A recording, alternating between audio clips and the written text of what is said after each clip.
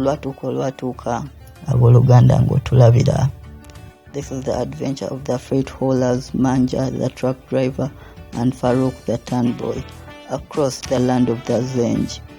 On their delivery trips, it is not uncommon for them to experience paranormal events, from mermaids and spirits on the Indian Ocean coast to UFOs and cryptozoological creatures in other parts of Africa. In the last episode, Manja and Farouk escaped the cannibal village of Untwetwe with the help of a master warlock Mansa. 2 weeks later, the freight haulers are contacted by the warlock to meet them in the Republic of Vyeki, located in Central Africa, a place Manja has a dark past in and tops the most wanted list. Stuck in one big circle, heroes killing villains, then they also become villains. You gaze into the abyss will stare back. They both feel tense, a crooked politician and a warlock negotiating. They don't usually read letters from foreigners sent to the president begging for a meeting with him. But since you are no commoner, we have a condition. Mansa, which one? Benyanyambi. You'll have to wipe out the necros in a village in the south. Mansa, that's all? I'm not done. And exterminate your friend, the one who wears a pink shirt and drives a truck. Mansa, so the rumors are true. Benyanyambi, watch your tongue. Mansa, tomorrow I'll call you and you'll meet me in the village along with the corpses of the truck driver and the kid. Why should you kill the kid, Mansa? How do you know he wasn't told about the prize little secret? Oh, Mansa, yeah. The bar, because no great story ever began with a salad. There, Mansa met the only 2 guys he could trust, the ones he was supposed to kill in order to get the president's audience. Mansa, your friends want me to kill you. Boss, why? Mansa, my investigations have led me to this model country for Africa, according to Western media, to beg a meeting with the president.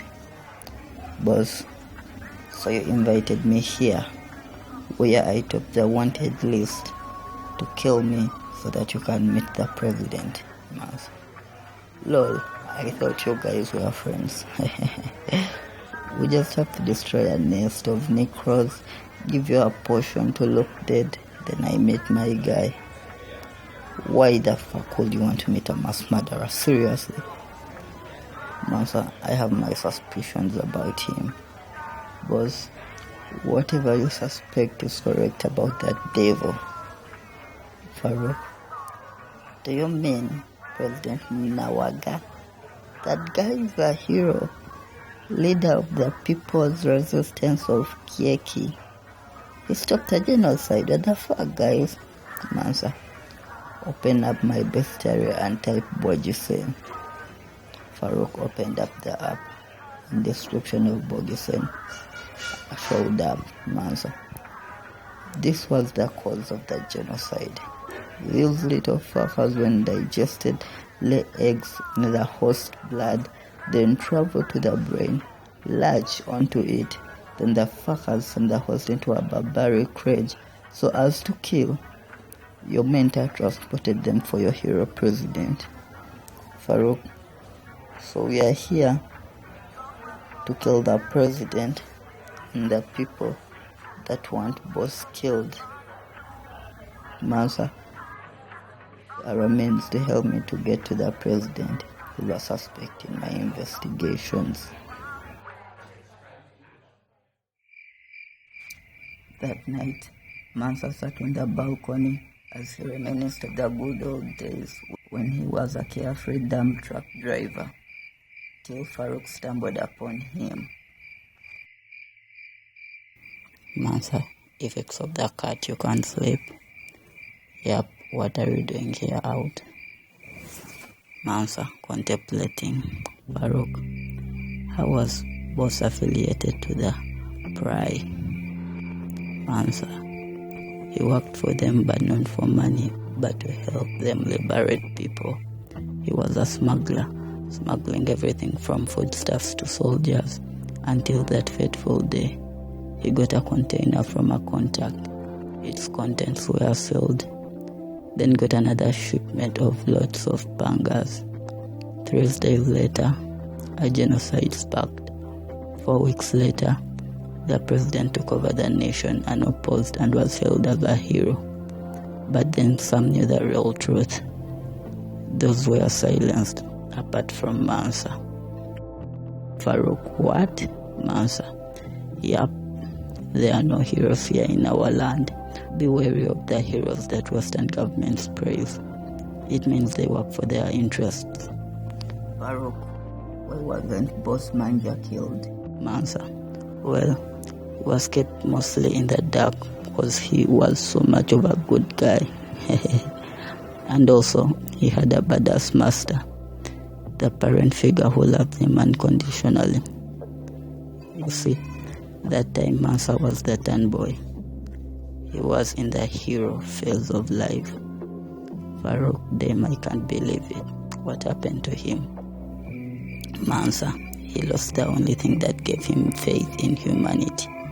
Farouk, what was it? Mansa, that's enough for today. Go to bed. Tomorrow, we have some hunting to do.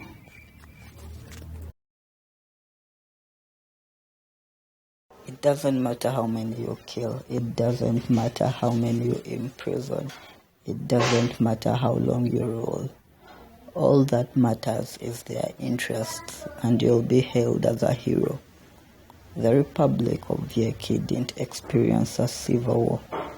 It experienced a proxy war between the communists and capitalists. So how do you find the Necro's nest? Boss asked.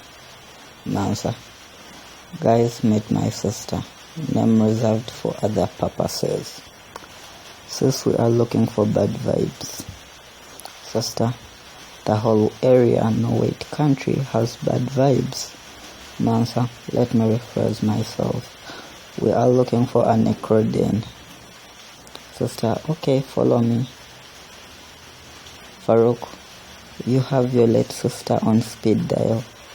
Does an afterlife even exist? Mansa, yup, and this is the place. A Negro came out growling at the trio, not knowing the trio had experience hunting monsters.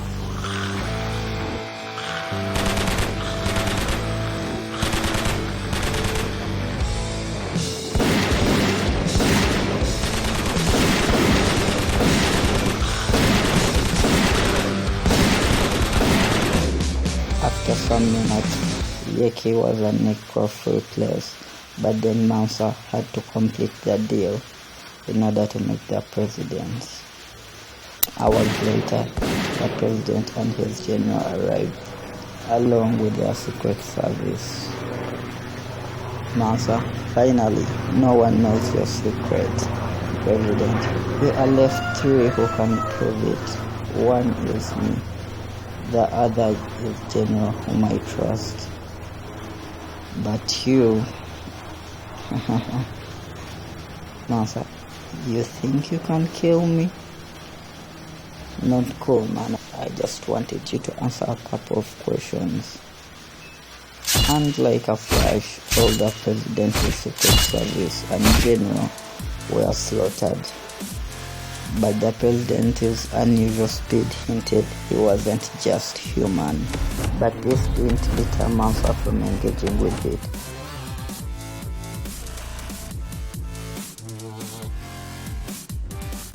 Till it trapped him with extra limbs. Mansa called upon his forefathers for help. It destroyed the vessel. But the djinns survived. The suspicions were confirmed, but summoning the Sun Elder for help had taken a toll on him. The jinn charged towards him. Luckily, Manja came to the rescue with a Zenj mask. The jinn changed shape to a rhino. Mansa, as a master, knew combat alone wouldn't help defeat the jinn. Keep him busy, he told Manja.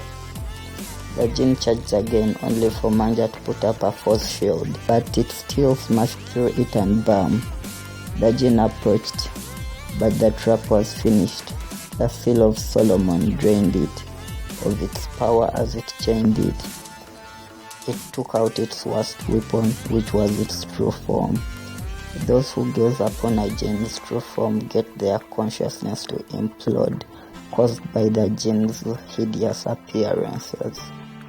Farouk woke up unknowingly. He gazed upon it. Into a coma he went.